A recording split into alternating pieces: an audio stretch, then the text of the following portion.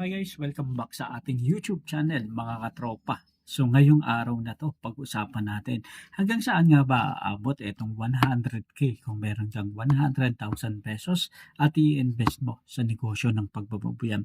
Dati kasi kapag sinabi mong gusto mong pumasok sa negosyo ng babuyan, okay, may 100k ka, 50k ka, malaki na yon. Pero hindi mo pa sure kung magkano yung babalik sa'yo. Pero sigurado na makakapag-start ka na ng business na negosyong baboyan. Ibig sabihin yung mga panahon noon, okay lang na kung saan-saan lang ilagay yung ating mga alagang baboy. Pero sa panahon ngayon na napakaraming mga sakuna at kalamidad na dumarating, dapat maging maingat tayo sa pag-iinvest sa negosyo ng pagbababoyan o piggery business na tinatawag. Ibig sabihin lang nito, yung 100,000, mga ilang baboy kaya mga katropa ang pwede nating alagaan na at least sasabihin natin na kapag meron akong ganito is ito na yung mangyayari sa aking negosyong baboyan. So tara pag-usapan natin, himay-himayin natin ang piggery business dito sa Pilipinas. So, para makapagsimula tayo ng negosyong baboyan, dapat malaman natin mga katropa at paghandaan is yung paglalagyan natin ng kulungan. Kasi dati, 'di ba, sa ilalim ng saging, puno ng saging o sa ilalim ng puno ng mga sampalok, pwede na. Pero ngayon mga katropa, dapat nagpapatayo na talaga tayo ng building para sa ating babuyan. So, ibig sabihin nito, sa building pa lang at na pagpapatayo, makakapaglaan na tayo ng medyo matindi-tinding budgetan.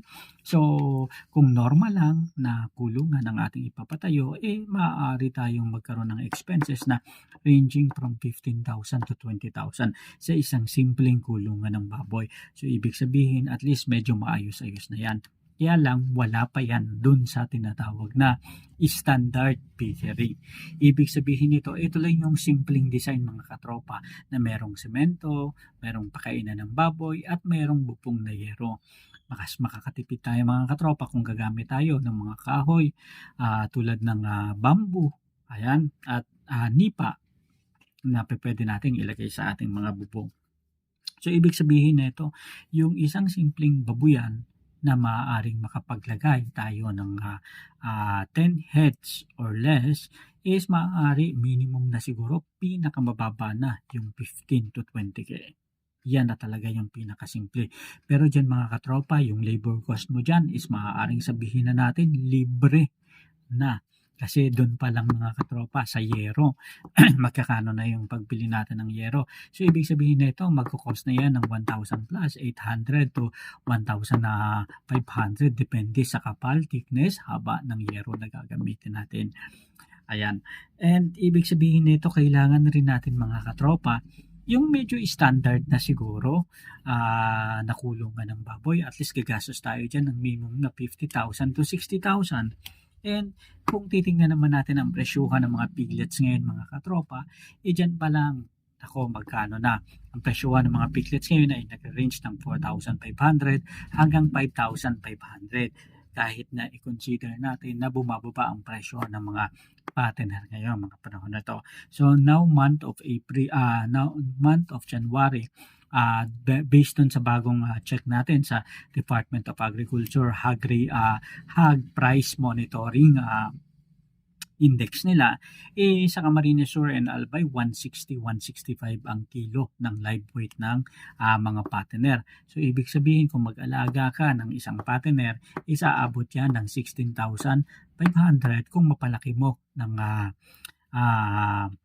100 kilo. Samantalang sa Catanduanes naman is 200 per kilo. So 20,000, 4,000 kaagad mga katropa yung difference, 'di ba?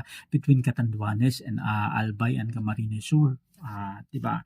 So, ibig sabihin rin nito, kailangan mo mga katropa na gumastos rin sa pakain sa iyong mga alagang baboy. Kung 10 baboy ang aalagaan mo mga katropa, is ibig sabihin lang nito maaari itong mag-consume ng 4 hanggang 5 sako. Kung i-average natin at hindi naman ganun ka-branded na mga feeds ang ipapakain natin, sa maaaring mag-average ito ng 1,650 per sack. and i-times mo yan sa 4, so halos mga 6,000 to 7,000 hanggang 8,000 pesos ang maaaring makonsumo ng ating mga alagang baboy sa 4 na buwan na pag-aalaga. And dapat rin nating i-ensure na yung mga alaga natin mga katropa is binabudgetan natin ng medication budget naman, mga vitamins and vaccine, kasi yung mga baboy is hindi naman normal na sakitin kung talagang maalaga tayo, pero dapat meron tayong tinatawag na precautionary system or method sa ating babuyan. Kahit na sabihin mong backyard hog raiser tayo, importante na meron na kaagad tayong precautionary medicine budget para sa ating mga alagang baboy. Kasama na dyan yung para sa lagnat, para sa pagtatae, para sa iwas stress. Ayan, importante yan mga katropa, kasi yung mga alaga nating baboy is may buhay and nag-i-invest tayo ng pera, panahon, pagod, time, effort. Ayan, lahat-lahat na, pati pawis natin, investment na rin sa negosyo ng pagbabayan. Kaya importante na bawat maramdamang sakit is may tayong kaakibat na panggamot sa ating mga alagang baboy para hindi na tayo mataranta. So enough na yung mga 2,000 to 3,000 pesos na budget para sa ating mga alagang baboy kung at least minimum 10 heads yung ating mga alaga. Mas makakatipid at makakamura kasi tayo mga katropa kung ang bibili natin ay set or package na medicine, kasi kompleto na, meron na tayong vitamin B complex, meron tayong iron at kung ano-ano pa, at saka yung kontra mga pagtatae at yung mga hinahalo natin sa pagkain sa ating mga alagang baboy, anti-stress and anti-scoring na rin mga katropa. And maliban dyan, merong operating cost tulad na lang ng yung tubig na ginagamit natin sa ating babuyan at yung ilaw na ginagamit natin sa ating babuyan. Minsan nga, kailangan na rin sa ating babuyan yung CCTV camera para at least iwas nakaw at syempre yung mga bagay na nangyayari sa ating babuyan, lalong-lalo na kung marami tayong mga alaga at pinaalagaan lang natin. Importante na ma-monitor natin yung mga binabudget natin sa ating babuyan mga katropa. Kaya yung iba naglalagay na ng CCTV camera kahit na yung mga mumurahin lang na 1,500 pesos lang o 1,200 pesos na CCTV, kabitan mo lang ng internet, at least nagre-record na at pwede mong ma-access anytime, anywhere. Ayan mga katropa. So ito yung mga bagay. Ngayon balikan natin yung question natin na pagkakagastusan natin. Yung mga operational cost, siguro mag-a-average yan mga katropa ng hanggang 6,000 pesos kung saan baboy yung aalagaan natin. Pero kung pa isa-isa lang, medyo less pa dyan mga katropa. Ngayon, balikan natin yung ating pinag-uusapan kanina na magkano nga pa at saan naabutin yung 100k investment mo sa isang piggery business. Sa ating mga katropa, kung meron ka ng kulungan, yung 100k mo, isapat yan para at least makapag-alaga ka ng mga 6 na baboy. 6 na heads na mga baboy para at least tuluyan mo talagang mapalaki ang iyong mga alaga. So maglalaro yan between 5 to 6 heads mga katropa hanggang sa maibenta mo at mapalaki mo. Ngayon, kung ikaw ay wala pang babuyan mga katropa, is kailangan mo syempre na gumawa. So mapabawasan ito at pwede siguro mga 4 heads na ang maaalagaan mo. Well, dun sa iba, sasabihin nila masyado yatang konti, di ba? Pero yan lang naman yung, siyempre, tumataas ngayon ang presyuhan ng mga bilhin, tumataas yung mga labor cost, tumataas yung cost ng mga materyales, and tumataas yung cost ng mga feeds. So, natural na at least mas bumaba pa. So, ibig sabihin, between 4 to 6 ang pwede mong alagaan, mga katropa. And kung talagang may babuyan ka na, pwede siguro maximum ng 7. Pero kung mag-8 ka pa, medyo hindi mo papalaki siguro ng 100 kilos yung iyong mga alagang baboy, dahil pagdating mga katropa ng patinary stage, dyan na kumukonsumo yung mga baboy ng halos 2 sako.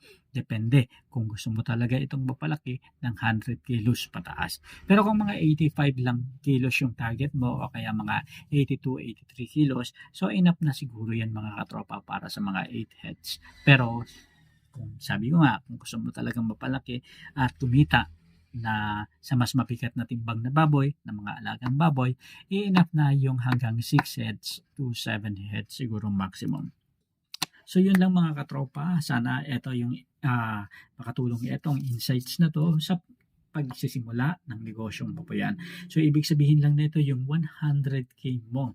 Kapag in-invest mo sa baboyan, siguradong gagastos ka, pero hindi ka siguradong kikita.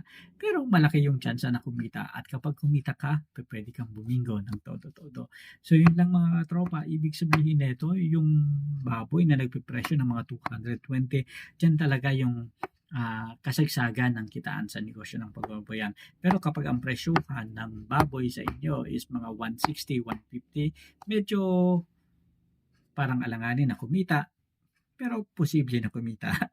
And kung yung baboy is galing na sa pigirin mo, malaki yung chance na kikita ka. Yung piglets na galing sa pigirin mo na, galing sa mga inihing baboy, malaki yung chance na kikita ka. Pero hindi ka kikita kung yung baboy is bibilin mo pa ng 4,500 hanggang 5,500 pesos. Dahil for sure, kung presyuhan ng live weight sa inyo, the time na ipagbibili mo na at ibibenta yung partner na baboy is medyo alanganin ka. Ayan. So, yun lang mga katropa. I wish sana nakatulong ito. And happy farming sa lahat.